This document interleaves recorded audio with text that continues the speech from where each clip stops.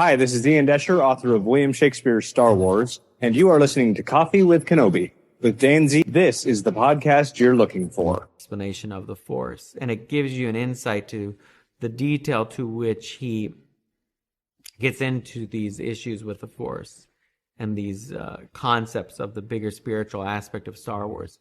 He's very involved in them, and to be honest, the writers and I feel very strongly when we're bringing these type of episodes to screen that, I mean, George has to be more involved than normal because we have to get this stuff right. Of everything we do, we have to get this stuff right because this is the Force. This is the whole ball game. I mean, you got the dark side, the light side. One is selfless, one is selfish. And you want to keep them in balance. What happens when you go to the dark side is it goes out of balance and then you get really selfish and you forget about everybody and you ultimately lead yourself, because when you get selfish, you get stuff, or you want stuff. Mm-hmm. And when you want stuff and you get stuff, then you are afraid somebody's going to take it away from you, whether it's a person or a thing or a particular pleasure. Once you become afraid that somebody's going to take it away from you, or you're going to lose it, then you start to become angry, especially if you're losing it. And that anger leads to hate. And hate leads to suffering, mostly on the part of the person who's selfish, because you spend all your time being afraid of losing everything you've got, instead of actually living. Do you believe you are the chosen one? How can I know? I can tell you what I believe. I believe you will bring balance to the Force, that you will face your demons and save the universe. Remember your training, Anakin. Trust your instincts. The chosen one. You have brought balance to this world. Stay on this path, and you will do it again for the galaxy. But beware your heart.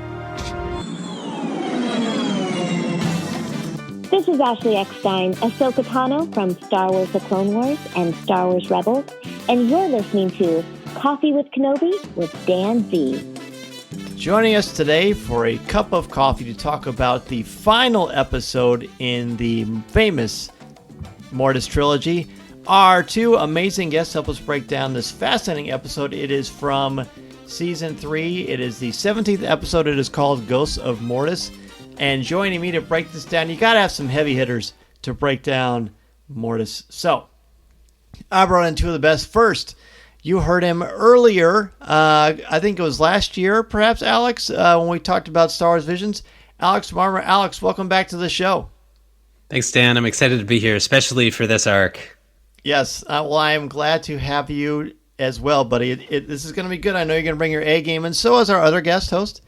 He is the host of Reading Between the Reels, just celebrating their 3rd anniversary, the one and only Craig Dickinson. Craig, welcome back to the show. Dan, it's so great to be back on Coffee with Kenobi, and I'm really, really excited to talk about this episode. Well, good deal. Well, you know how this is going to work, gentlemen. We're going to ask for one word to break down the episode. I'm laughing because this is actually the second time we've recorded this. After 700 shows of Coffee with Kenobi, you'd think there would not be technological hiccups, but that is not the case, friends. Stay the course. Stay the course. We're going to do that. Craig, please share with us your one word to describe the episode and overall thoughts on it. My one word for this episode is predestination.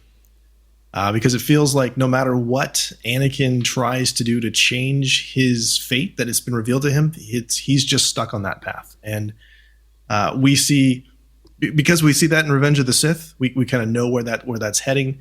I really enjoyed the episode. I thought the irony of that was really, really rich, and I enjoyed the cinematic nature of this episode. I'd forgotten just how beautiful it is and just how well put together it is. So what a great rewatch. I highly recommend everyone go back and watch this episode. Absolutely. Alex, what about you? One word and overall thoughts. Yeah, I mean, I'll say my one word in a sec, but I am with Greg about how rich these episodes are. I mean, this time watching it, I was especially looking for visual symbols and for allusions to other parts of the Star Wars universe, and like, oh my God, there's stuff everywhere. But my word is kind of similar to Craig's. It's teleology. And I'm very happy that we didn't pick the same word. I was worried about that last time I was on the show too. So teleology, you two are teachers, and you both, I think, work on mythology, so you both know this, but I think it's sort of an obscure word sometimes. Teleology, something is teleological if it is about a goal or an end or a purpose. And so the big question for me after having watched these, after kind of letting it soak in, and unlike the first time I watched it, taking a critical eye to it, is seeing like, okay, is the universe here teleological or is it not? Are there known end states in the universe, or is the universe open and the future is yet to be determined? And so I love these episodes because they're confusing, and confusion, I think, is thought provoking. Like, my first instinct was to try to iron out some of these inconsistencies. And the biggest inconsistency I felt was, sorry, Dan, I'm going off here, but the biggest inconsistency I felt was on the part of the father, who seems to have like the climactic line of his is to affirm for Anakin, like, yes, you're the chosen one. And also to affirm for Anakin, the future is not set in stone. In those terms, he used the phrase set in stone. But it seems to be set in stone that Anakin's the chosen one. And so, at least on the surface, those seem mutually incompatible. And my guess is that might just be like my first, like a first glance impression. There might be a more nuanced way of ironing it out so that there's consistency here. And like, I want to save Dave Filoni's reputation as much as possible, so I'm going to take a charitable stance and say there's a way to work it out. But I think he's safe. Yeah. I think he's safe. But I know what you're saying. That's why my word is paradoxical. But because I think there are multiple things happening that don't seem to really jive together. You've got fate. Then you've also got free will, because Anakin can eventually choose, but yet he's also the chosen one. And it becomes quite muddy, because all the things seem to be true, and they all seem to be really confusing. And to me, that is the hallmark of excellent storytelling. Well, there are a lot of things, but I think it's pretty important. You have an end goal in mind, and sometimes I feel like things become really ambiguous or unknown or uncertain because we want to set up a sequel, which to me I find lazy and anti-intellectual. And that's not the case here. This is really strong. This is really, really strong. It's allegorical. It's metaphorical. Is it literal? We're going to find out, or maybe we won't. Let's talk about this and break it down. The fortune cookie at the beginning says, "He who seeks to control fate shall never find peace." I brought this up before, but I really like looking at these fortune cookies from the concept of, is this an omniscient narrator saying this? Is this someone objective we can trust? Or is it like Holden Caulfield and Catcher in the Rye, where you don't really know if you can rely on this? To here, we can, but I feel like there's a lot going on. So, Craig, let's break it down. He who seeks to control fate shall never find peace. What do you think? I love it, but it's a great encapsulation of the episode as a whole. But my first and biggest question is who are we talking about here? Is this directed at Anakin, which I think is probably the first read, or is it about the father? Because both characters seem to be trying to manipulate things to achieve a certain end, and it feels like at least he feels satisfied that the father feels like he has achieved that. But Anakin is doing everything in his power to avoid this fate that he has been. It's been revealed to him what his fate's going to be, and then even having it to skip ahead a tiny bit, to have his memory wiped to supposedly avoid that fate. It's still going to happen that way. So it's that. It's the prophecy. It's the self-fulfilling prophecy. It's the Oedipus Rex thing where you're just doing everything you can to avoid it. It's still going that way. So it is kind of I don't know if it even really works. He's not. I think it's a great Easter egg. It's very thought provoking. Alex? Yeah, I freaking love this stuff. The fortune cookies are my favorite, like single favorite aspect of the Clone Wars show. It's something I've really missed in other shows. I was really hoping that Bad Batch was going to bring them back as a continuation, but no luck there. So my immediate, I guess I've got a few thoughts. My immediate interpretation was that was about Anakin. And then as I continued watching, I was like, oh, interesting. This is also about the father. And now that we're thinking about it, this might be kind of a non sequitur. But it makes me appreciate that for the fortune cookie to be true. Let me see if I can say this right. For the fortune cookie to be true, you don't need to take a position on whether the future is fixed or not. This is a claim about whether it's a good idea to focus on the future. And that is compatible with the futures being fixed and with it's not. And I think that's interesting because I've had an open question that I think was introduced in episode 2 of the arc, but it might have been 3. It was when Obi-Wan spoke with Qui-Gon. Qui-Gon's... No, it was Anakin and Qui-Gon.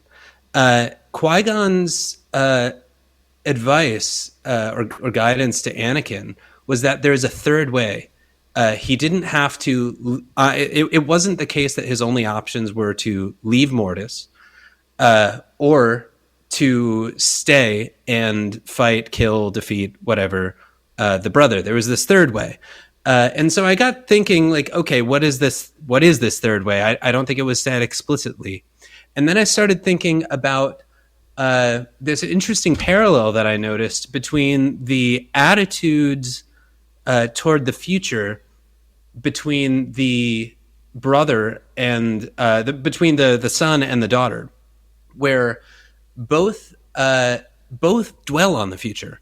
One is dwelling, the brother is dwelling on a desire to change it. The other is dwelling on a desire, the daughter, on a desire not to interfere with it. But both are future-oriented, each of which runs in the face of, I think, what the father is recommending, of what Qui-Gon would definitely recommend. I mean, like, our first experience with Qui-Gon back in Phantom Menace was him saying something like, be mindful of your feelings, be mindful of what's going around you, but not at the expense of what's going on in the present. You want to be in the present. He's all about living force, not cosmic force. And that all ties in very neatly, I think, with this fortune cookie that says he who seeks to control fate. I think we could add in parentheses, whether by going out of their way not to interfere or going out of their way to interfere, shall never find peace. And we see that the one of the three, between the father, daughter, and son, the one who I think when they died became a Force ghost was the father, which seems like the most peaceful exit. And he's the one who I think in the end came around to the attitude that, like, I made an enormous mistake by being invested in the future. So that is a smattering of thoughts on this fortune cookie, but I really liked it. And I think it ties into a lot of different aspects. I did too, and I think who is it about? I think it's about Anakin. I think it's about the father. I think they're very much conjoined because we are told in the first episode of this that they are both.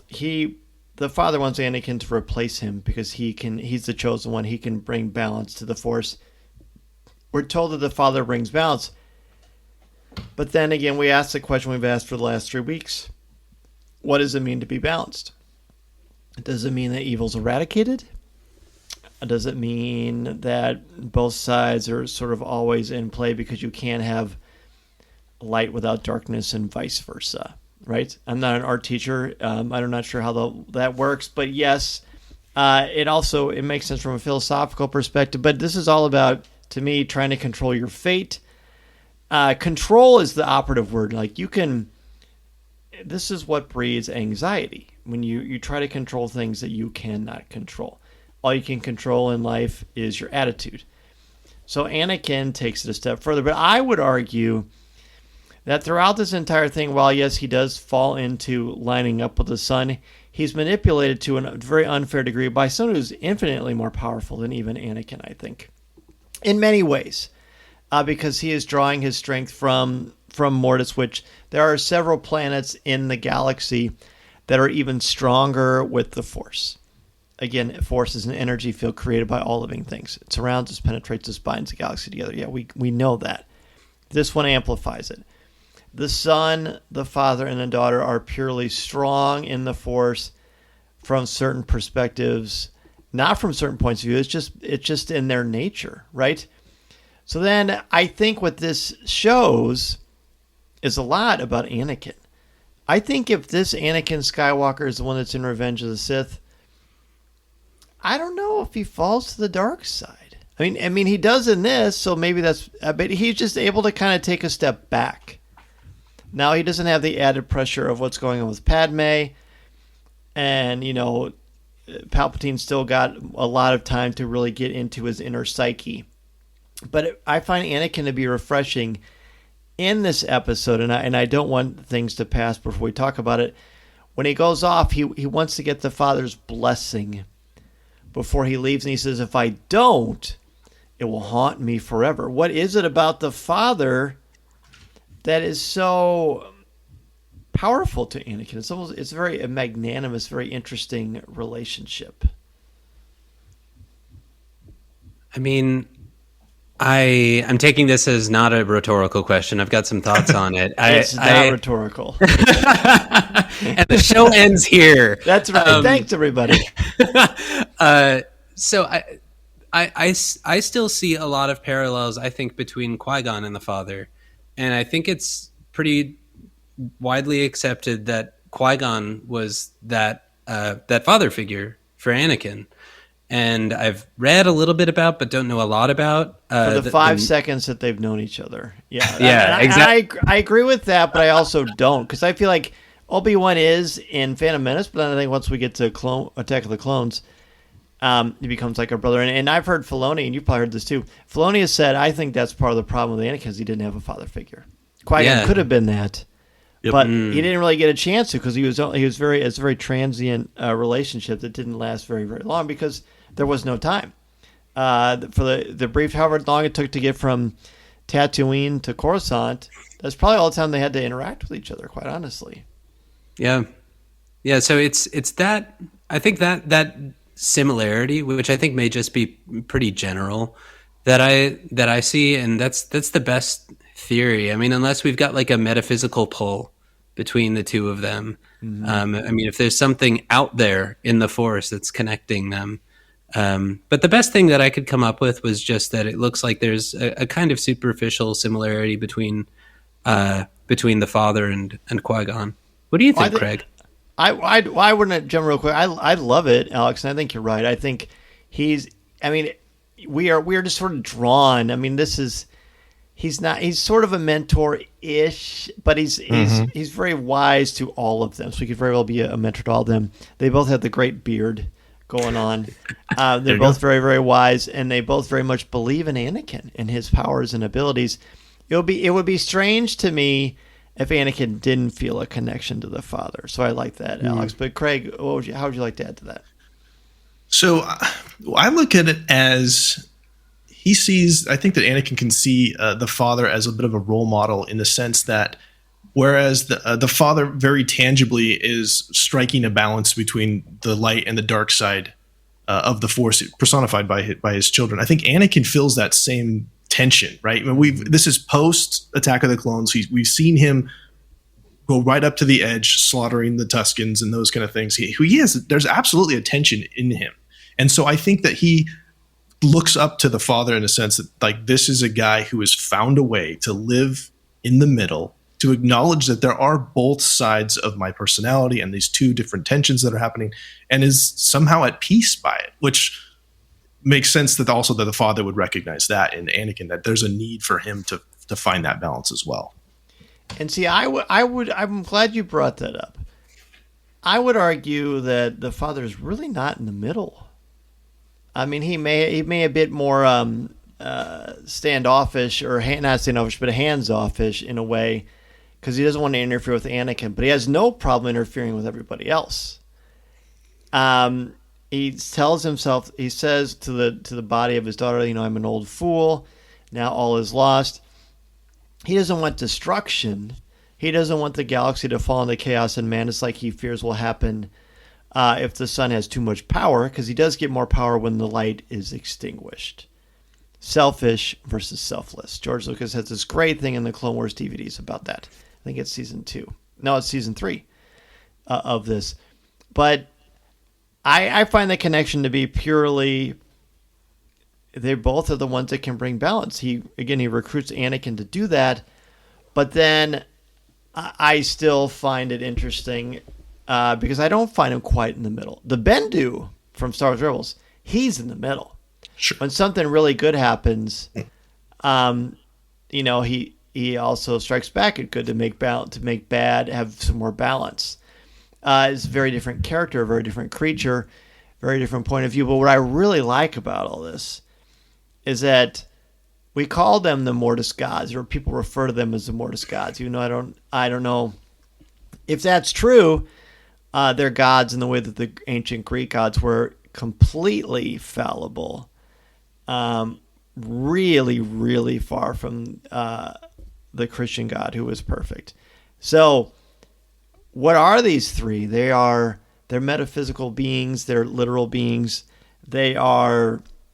I find them all to be very immature and very, very raw in their emotions and sort of how they deal with them. I mean, even the daughter, who's the light side, she represents the light side.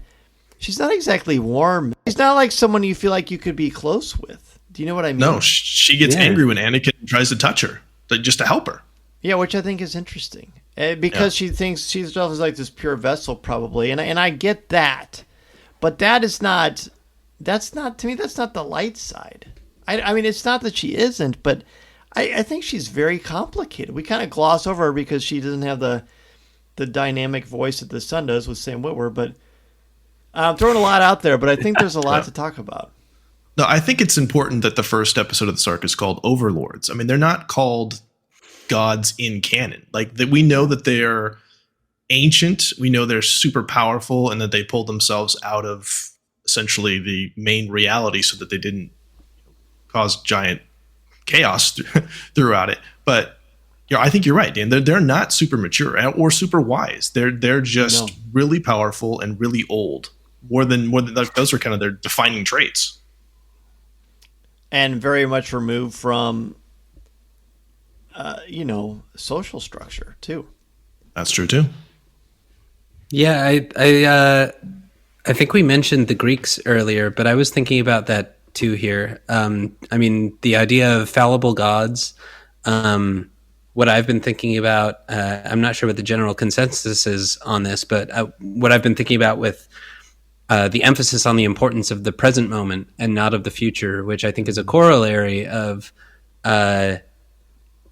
emphasizing the importance of the living force versus the cosmic force. I've just been learning about Greek mythology and religion for the first time.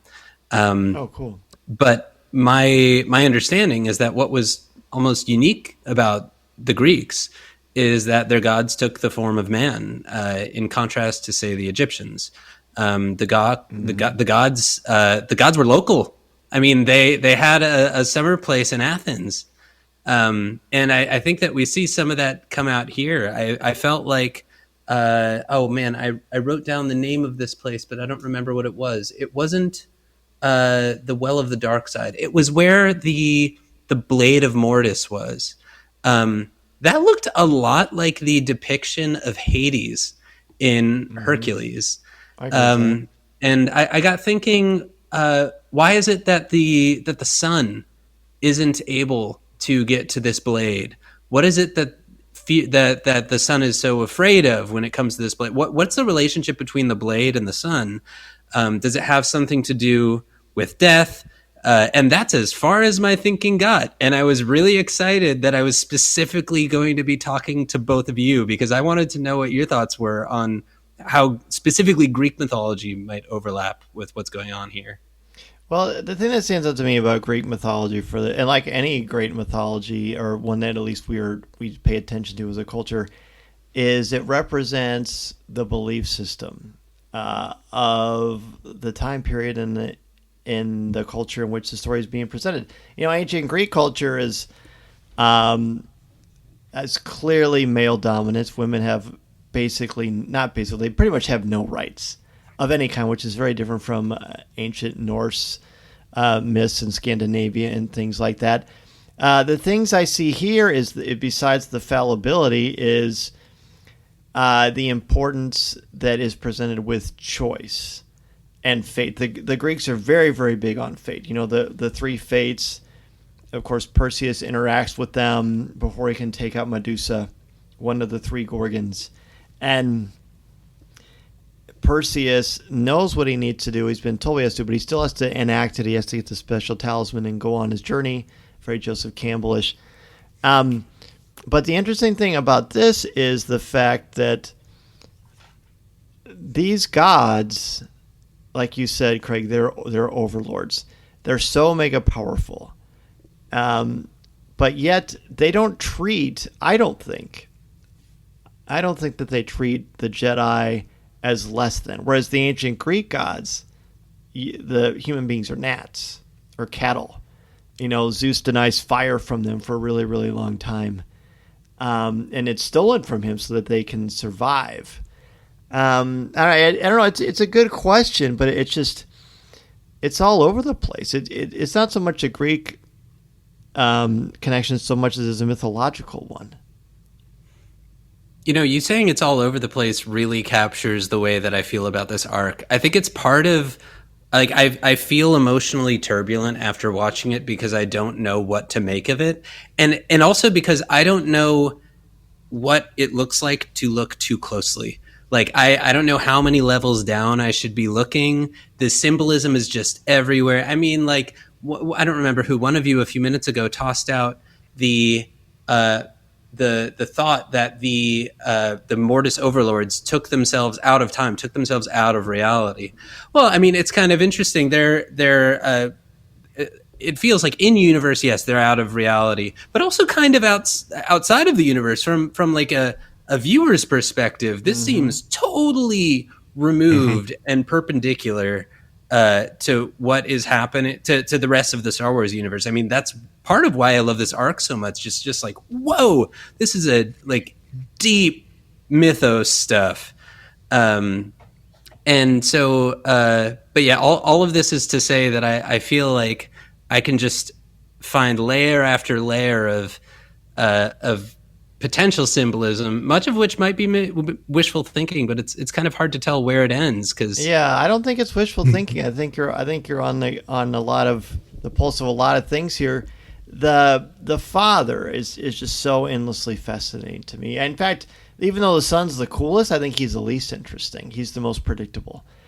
The father says to Anakin, I believe it's Anakin. Yeah, he says darkness. He says the Force is strong here. He says darkness has no hold here. Darkness has no hold on Mortis. Maybe his meteorology is different than mine. But since the daughter has died, it's only darkness. And everyone is scrambling. So to me, it looks like darkness has hold. Or is the father really playing one on us where he believes that there's going to be hope? He believes there will be redemption through Anakin. And not necessarily redemption of the son, but sort of a redemption to the father's meddling into things. So when I see the darkness has no hold here, I scratch my head and I think, does he believe that? Is this part of the motivation? Or is he just saying this is temporary? All things are temporary. The only thing that is constant is the Force. And I'm kind of leaning that way. It's so many questions. I don't know. What if you did know, Craig? What do you think you might say? Well, I just wanted to say too, Alex, you can't dig too far. There's just no way. Just keep. That's just keep right. Going. Otherwise, absolutely. Otherwise, I'm going to cancel the show. No, that's what we. That's literally what we do. Can you go deeper? Yes. Do it again. Keep going. One thing I'm fascinated by is the fact that it's stated that the son has not gone over to the dark side until he does. We see that happen. And so even though he's kind of this representation of, we assume, of the dark side of the Force, he's not. And so I don't even know how to reconcile those two things. And wasn't he already? It seemed like he was, but it's like the father. And again, do I take it with a grain of salt that the father says now he's gone over to the dark side?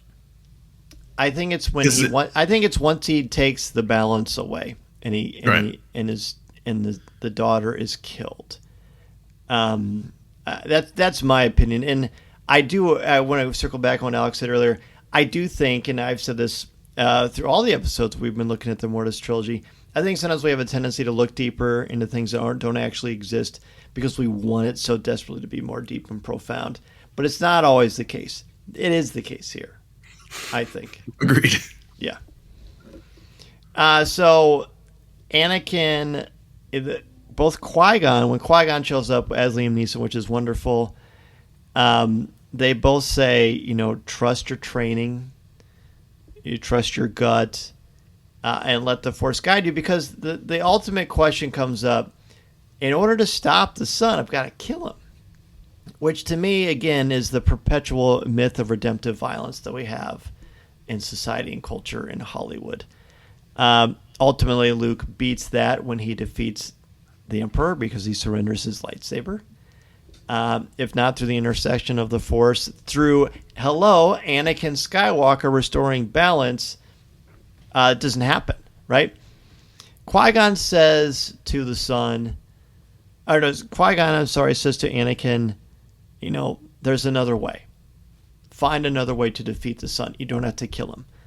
What is the other way? Not rhetorical, also. No, this is where he sends him to the well of the dark side, right? And think about that, by the way. Well of the dark side. What a great metaphor for what we all have inside of us. This well of different passions, and how do we face your demons? Us? Yes, and exactly. It's underground. It's apotheosis, Dan.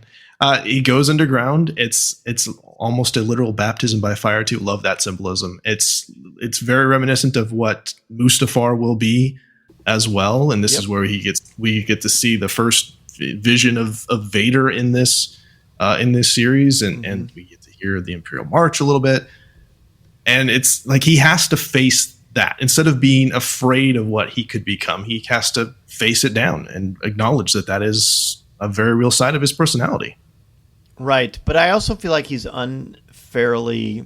Well, I shouldn't say he's unfairly labeled because we know what's going to happen. This is also very close to when they made Revenge of the Sith, so all those little morsels are out there for us to chew down and enjoy. Alex, what do you think? There's a lot here. Yeah, I mean, the question on the table is, what's the third way between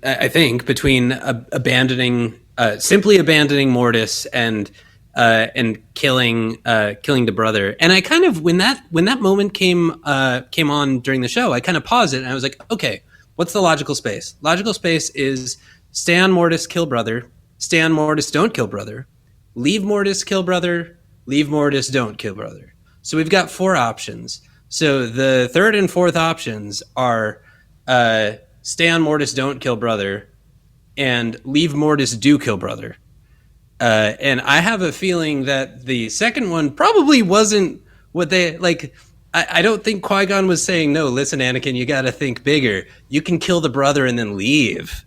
I don't think he was telling Anakin to think with more grandiosity. But I'm not sure. I mean, clearly, I think Anakin did kill the brother. And so whatever the third option was, Anakin doesn't seem to have taken it. And you mentioned redemptive violence, Dan. I mean, that's the same thing that allowed him to overthrow Sidious at the end of episode 6. That's his thing. Redemptive violence is that's the Anakin Skywalker move.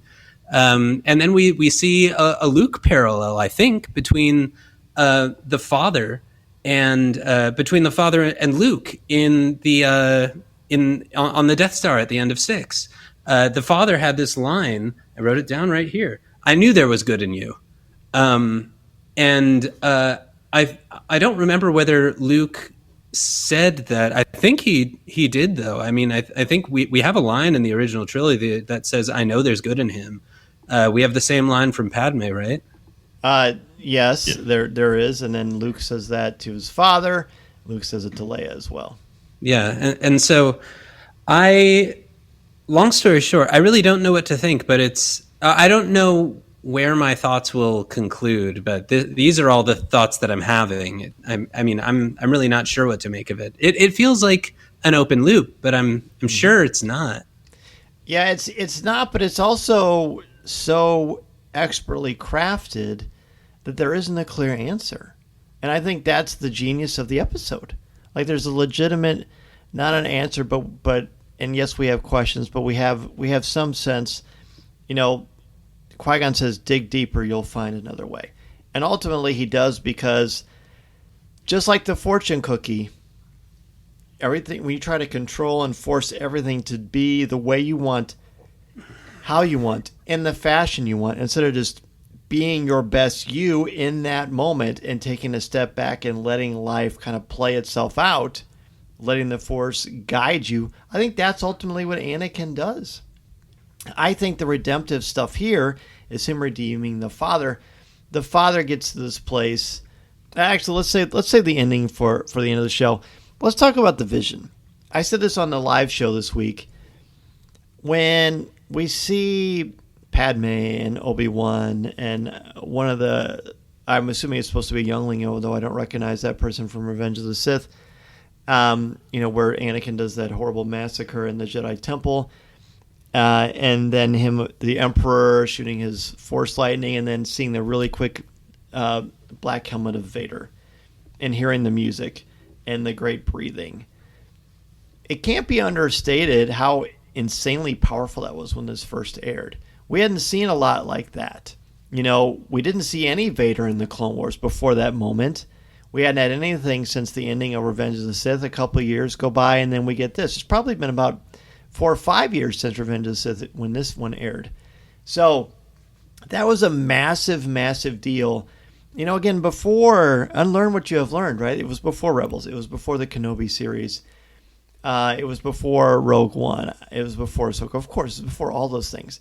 This is a big deal because it, again, cements for us. I think that's one of the things we like about Anakin. It's so easy to be the Monday morning quarterback. We're like, oh, yeah, well, he makes these errors and mistakes. Yeah, he's human. He's so human. That is why he's relatable. If we do want to pull something from ancient Greek mythology, the greatest heroes in Greek mythology were the ones that were the most human. They had a special trait or a talisman or several talismans in the case of Perseus, or special abilities that made them unique. But it was their fallibility and them overcoming challenge and great adversity, mostly internal, that makes them so relatable. And Anakin, the path to evil is paved with good intentions. And he believes, I've got to team up with the son, like he later will with Sidious, because I got to be all powerful to stop this stuff from happening. Well, we know, of course, that is not the case. Sometimes the things are going to happen. You have to take a step back. So it's understandable that his passions kind of get the best of him. But I just want to throw out that it seems so erroneous to judge someone, albeit when he does terrible things, when we all make choices every single day that may not always be the greatest for everyone, but in that moment it just seems so right. Again, not advocating for evil, of course, obviously the opposite of that. But I think it makes Anakin one of the truly only dynamic characters in Star Wars. I mean, I think you're advocating for a very good, very Jedi thing, which is compassion. And we can say that some happening, some action was objectively a bad thing that happened. It's regrettable. We wish it hadn't, but have compassion for the person who did it and understand without condoning. Right. I think that's completely the right move. And it's these moments like the Vader flash forward, like the moment when he comes up above the well of the dark side and talks to the father and says, "But I'm going to cause so much pain." It's those things that really make me say, like, oh my God, like, yeah, Anakin's just a man who's been told he's going to do terrible things, and he has feelings. He's an agent. There's a lot going on inside of his head and inside of his heart. And that was, I think, one of the first moments where I really felt like I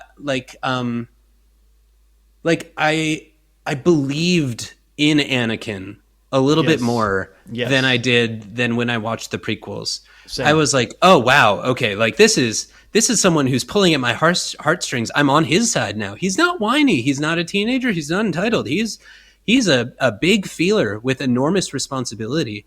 And like you were saying, Dan, I mean, yeah, I didn't see this episode right when it came out. I only caught on to Clone Wars in like, I think 2012. So it was a little bit later. But it was just so cool to see Vader stuff on screen. Yes. I mean, we hadn't been treated to Vader appearances in Rebels. We hadn't had even that little Rogue One scene. I mean, there'd been nothing. And so it was just like, whoa, this really does connect to Revenge of the Sith. And like, I've always felt like Clone Wars Anakin is my Anakin. Like that's who I kind of imagine when I think of Anakin Skywalker. Oh, I agree. I think it's the best version of Anakin. And no disrespect to Hayden, it's just I think there's most rich storytelling, and there's plenty of canvas here. More time to do it. Craig, as we're talking, I'm starting to think. I think, wouldn't it be cool? This is really kind of blows my mind. What if the father, and this is all speculative. What if the father is the conscience, the Jiminy Cricket of the Force? What if the father is like, boy, all these things are going to happen, and we're so powerful, and you really should prevent this from happening, but you also kind of step back and let things happen on their own because you don't want to control it. You know, destinies can change just as quickly as the love in one's heart can fade, is what the father says. And he's very, very calm. I love how sometimes he's very, very intense and frenetic, and sometimes he's super, super chill, right? Mm-hmm. I think it's interesting. I the more I see, I love that every time I think about this and every time I talk about it, every time I watch it, I go from, no, this is all metaphorical. Like the first episode of Mortis, I'm like, no, this is metaphorical. Second one, I'm like, nope, this is real. This is it. Yeah. And then this one, I very much vacillate between both schools of thought. And it's brilliant. So a thought had just occurred to me. So the father says that the son interfered, went forward in time or something, acknowledges the fact that the vision that Anakin had is real. He broke the rules of time. Yes. There you go. Sharing Anakin. And what I wonder is, did all of the overlords know, since they exist outside of time, do they know, and did the father, more to the point, did the father know Anakin's fate before he brought him to Mortis? He says several times that it's cloudy. Okay. So what I was going with was, even if that it's one of the possibilities, is one of the reasons that Anakin was brought to Mortis was to take him off the board, to have him not become Vader.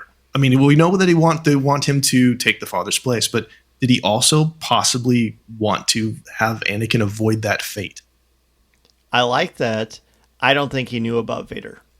I don't even think he knows what Anakin saw per se. All he knows is that Anakin saw something that the father had a good hunch. Look, if you're going to be the one who's to be balanced and the son's so drawn to you, then there's obviously some dark side stuff going on in you too. Again, everybody does. Anakin's is just stronger because, the way he was raised, single parent household, taken away from his mother at a very early age, sees her killed in essence, lashes out in this psychotic episode that would cause all this horrible trauma. And then he's raised not to really be attached to anybody. But he also is supposed to be attached to everybody too. So that's a lot for anybody to have to handle. Plus, everyone's telling you, by the way, you're the greatest human being that ever lived, and you're going to save the entire universe.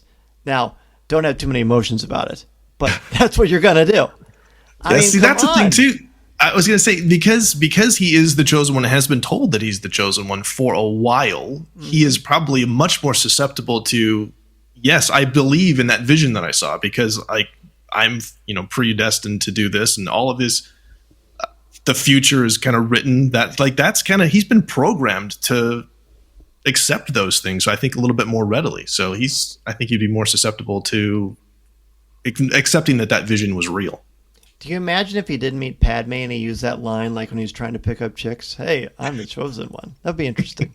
Okay, I'm probably going to cut that out. No, you should keep that. We have a moment. There's a moment like that in one of the Harry Potter movies where Hermione's like, Harry, she just likes you because you're the chosen one. And he's like, well, I am the chosen one. I went right there with that. That's great. Yeah. How you doing? That's right. Yeah. I mean, Craig, that's really cool. I've never thought about how Anakin might have been kind of conditioned to think of the future as fixed, and how that might kind of reverberate through his attitudes towards a lot of future-oriented things. I mean, if he's the chosen one and that's a fixed element of the future, well, then what else about the future could be fixed?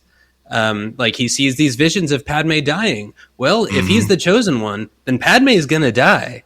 And yet he's got this interesting, what'd you say, Dan? And he thinks he can fix her. Right. And that's weirdly inconsistent. Yep. And this is post Attack of the Clones, so he's already seen his mom die after having a vision of that. So there's just more and more of those. Yeah, I mean, I sometimes feel like with this arc, it's the writers just being like, hey, what if we had 3 episodes where we raise all the questions and incompatible answers that float around in Star Wars and let people play around with this and let it soak in? And it's like, I don't know, almost a meta episode. And hey, it's removed from the reality, so that's okay.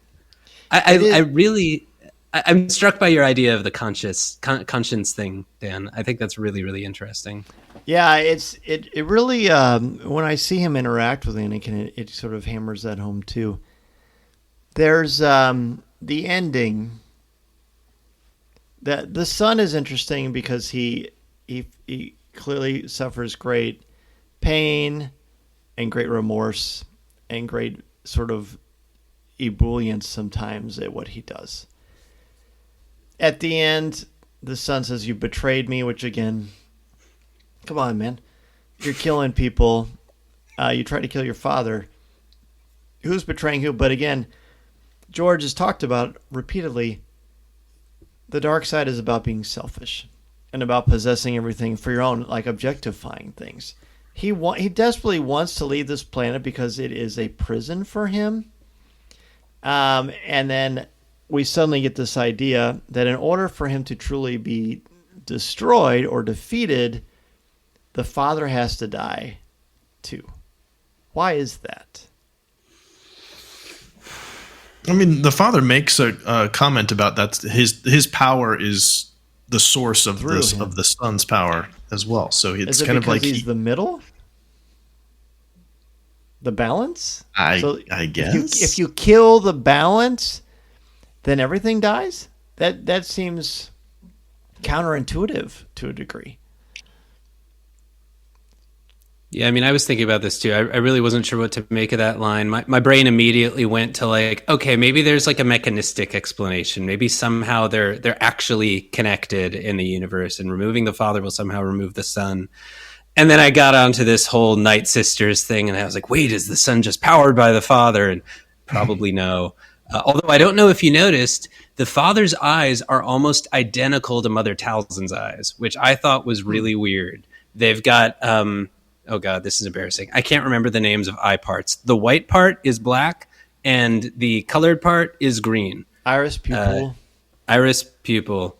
So I thought that was weird, but probably not the explanation. Oh, I've gotten this just popped into my head. I've got a thought. So part of what was motivating, I think, the son to leave the planet was that he believed his future lay beyond it. And I think the reason he believed his future lay beyond it was because he wanted more power and because he was being told, you can't leave. And if the father's gone, I'm not sure that the constraint then is gone. And if the constraint's gone, there's not really there's not anything fueling the son. He can go wherever he wants. The anger, the resentment, the lust for more than some other person, more than his father, the lust to usurp his father's position is gone, and that's the source of his power, right? I mean, what do you guys both think of that? What do you think, Craig? Makes sense. Yeah, he's outside of. And you just blew my mind, dude. I'm like, how am I going to follow that? I don't know what to think of it. It's another great thing about this arc. I mean, this has always been my favorite arc. And Dan, when you texted me and you were like, "Hey, do you want to come on the show and talk about Mortis?" I sent my group, my like friend group, a message being like, "Oh my god, he said we're talking about Mortis," and they were like, "Dude, that's so cool." It's these things, these like very, very unclear aspects that make me so excited about this arc. I think it's important when we think about these three characters, the father, the son, and the daughter, this little trinity. I think it's important to point out that not only are they infallible, but we tend to think of them as, no, the daughter is the light side of the Force. The son is the dark side of the Force. No, they aren't. I don't think so. I think they are the personification, a lot of the attributes and qualities that we tend to personify in the light and the dark side. But they are just as emblematic of it as Anakin or Maul or Vader or insert Jedi or Sith here from any era of the timeline of Star Wars, past, present, or future. They have those qualities, but they're just an aspect of that. So when you kill the daughter, the light side didn't die. I think sometimes we kind of feel that way. Or when the son is destroyed by his father and by Anakin, who can only just kill him with his lightsaber after the father has died too. That energy field that connects them all together, I think, shows us that this is really heavy. It's really important, but it's more important because of how introspective we are about Anakin and how introspective Anakin is about himself. It's not really telling us more about the Force or giving us answers about the Force, but what it is doing is adding more perspective to the Force and more muddy clarity of the Force, which again is very paradoxical because you learn a lot, but you also don't quite understand what is going on. And I think that is deliberate. At its core, one is selfish, one is selfless, and there's got to be a little bit of both to try to create some sort of harmony, not only within yourself, but then that it kind of spreads out throughout the universe as well. You know, there's one other thing we learned about the Force in this arc, I think, and it's that there exist beings whose form is determined by the people who are looking at it. Right? That was almost a throwaway line, I think, in one of these episodes that said they take the form that that is, I think, in the mind of in the other person's mind, and so that kind of got me thinking, whose mind are we seeing from? Is this all from Anakin's perspective? You mean when they're a gargoyle and a griffin? Is that what you mean? Well, that's not clear to me. I'm not sure whether they meant when they were just a gargoyle and a griffin, which seems implausible because we know that Ahsoka and Obi-Wan were carried away by something. Right. So I guess one question is how to make sense of this line, that they take whatever form appears to the viewer. I think this might have been in the first episode of the trilogy. It must have been. Yeah. I rewatched the three of them tonight, so it's a little bit blurry. I can see that. Anyways, yeah, it's that tracks for sure. When the father dies, he says, "What's the last line?" He says, "But beware your heart." And you mentioned this earlier, Alex, but he's the only one who disappears. The rest of them, their bodies stay intact. Which means he's gotten a little bit more Force training to continue with his conscious self into the afterlife. So then what happens to them, we don't know. But I think we have a habit also of thinking that did Mortis happen or not? No one ever talks about it again, and that's true. But then in Rebels we have, this is the Mortis gods, and here's this temple that someone's trying to break into. There's certainly allusions to it at the end of Ahsoka, although that's very, very clear and not super well told, unfortunately, the last episode anyway. So we don't know. But it does seem, the way they kind of look at each other when Rex is trying to get in touch with them at the end, that they do know what happened. But it's almost like they look around and are like, hey, let's not talk about this. Let's keep this between ourselves. It seems weird that they wouldn't tell Yoda about it, and maybe they do at some point. Either way, it's like a Thanksgiving feast of allusion and metaphor, and it's just so paradoxically incredible. So let's do this, guys. Let's give a letter grade for the episode, and any final thoughts or points that you want to do as we wrap up, because it looks like we're running a little bit long, but there's so much to talk about, so I understand that. Craig, what about you? Letter grade and overall thoughts. This is tough because I also. Sorry. Yeah, that's fine. I watched all three of them today because I needed the context, and it's hard for me to separate them because they work so well together. So if I was to grade the whole arc, A+ off the charts. This episode, I was going to just say A, but after talking to you guys, I'm going A+ on this one too. Right. Because I now need to watch it again because it asks so many more questions than it answers. And again, Alex, we're just going to keep digging deeper as much as we can. There's so much more. And now, eventually strike oil. Eventually we will. I have so many more things I need to go back and look at because I got pretty much was just looking for story beats and character motivations, and now there's symbolism and music cues and cinematography and all these other things that I want to dig into as well because there's so much more meaning underneath the top layer there. So loved it. Alex. Yeah, this is also getting an A+ for me. I mean, even before the rewatch tonight, like if I have had a long day and I want to watch some Clone Wars, this is always the arc that I put on. And it's my favorite part of Clone Wars, I think, except for maybe some of the cool season 6 stuff. I like the weird mythology, fantastical things. So this arc is an A+ for me. I really like all three of the episodes, but I think that if I had to pick one to be my least favorite, it would probably be the middle one, if I'm remembering correctly. And I mean, it all kind of blurs together, but by my memory, I think the middle one is a little bit less lore heavy. I think there's a lot of action. There's some setup of the kind of mythos we get in episode 3 in the second episode. And so it felt necessary, but not quite as like tantalizing as 1 where you're like, oh my God, what's this weird thing happening? And then 3 where it's like, whoa, we're seeing all sorts of cool Darth Vader stuff. Did this actually happen? Who's the father? Wow, everyone died now. So, and I guess my overall thoughts are like yours, Craig. Like I could rewatch and rewatch and rewatch, and like I would love to be able to install these episodes into the minds of experts in all of these different areas, like the world's foremost Greek mythology expert, and be like, hey, tell me everything you see here because I want to know what's happening and what's being hinted at. So I guess those are my scattered overall thoughts, and it gets an A+ for me. I love this arc. I'm going to give this one an A. It's not an A+. And it's interesting. So obviously we've been breaking this down for the past 3.5 weeks. Actually been a month because I took the week of Halloween off now that I think about it. But I watched every episode 3 times.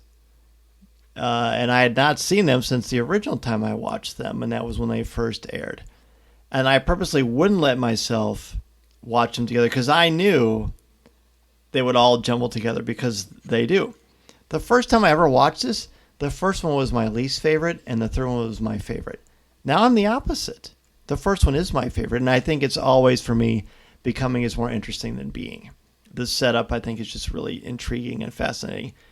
This episode is really important because I think of Anakin showing himself that he can overcome. He needs help, but we all need help. But he can overcome and he can fully bring balance, but at great cost, at great sacrifice and great expense. The Father has the greatest sacrifice. All he gives himself up.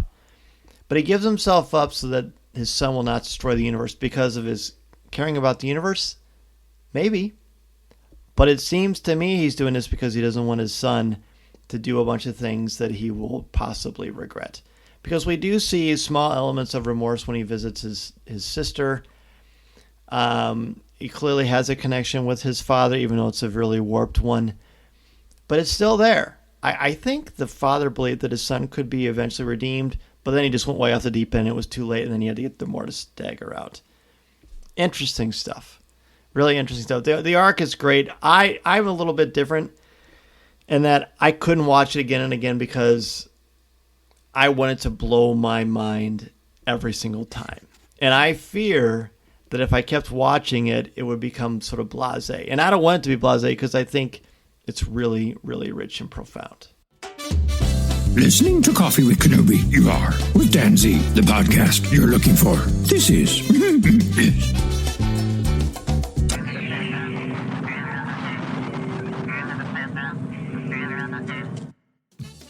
This has been everything I dreamed and more. Revisiting the Mortis trilogy on Coffee with Kenobi has been absolutely incredible. And it's because these powerhouse guests that we've had on that we've learned from, and it's been great to pick your brains and just, you help me kind of see things in a different perspective. So I appreciate you both and all of you listening very, very much. Craig, please let everybody know what's going on with your podcast and where they can reach out to you and find you. And most importantly, thank you so much for being back on the show. Oh, no, it was my pleasure. Absolutely. Reading Between the Reels, our latest episode, by the time this drops, will be on The Hunger Games. We revisit that movie as we get ready for The Ballad of Songbirds and Snakes. I know that's not a fan of Dan's because of the way that it doesn't end. But we had a good time talking about that. I'm actually teaching that in class at the same time. So that's cool. Kind of fun time to revisit that. But yeah, you can find us. We're a bi-weekly podcast, so every other week. Anywhere you listen to podcasts, we're on there, and just about any social that you want to look for us, we're on there. Read Between Reels. We'd love to hear from you. Reading Between the Reels. He's always got great stuff going on his social media and really, really compelling conversations too. So thanks, man. And Alex, what about you, buddy? You've got a wealth of Star Wars passion and knowledge. And where can people reach out to you if they want to continue the conversation? Yeah, people can now go to alexmarmor.com. I finally have a little landing page set up. So that's Alex, M as in Mary, ARMOR.com. And if you want to learn more about me and my work, I've got a link to my LinkedIn. I've got an email form, so feel free to reach out. Otherwise, it's been a real treat to be here, Dan. I love coming on these. And like I said, there is no episode I would rather talk about than the Mortis arcs. So thank you. Hey, man, thank you. Thank you both so much. This podcast is not endorsed by the Walt Disney Company or Lucasfilm Limited. It is intended for entertainment and informational purposes only. The official Star Wars website can be found at www.starwars.com. Star Wars, all names, sounds, and any other Star Wars-related items are registered trademarks and/or copyrights of Disney and their respective trademark and copyright holders. All original content of this podcast is the intellectual property of Coffee with Kenobi unless otherwise indicated. This is the podcast you're looking for. There's no one here.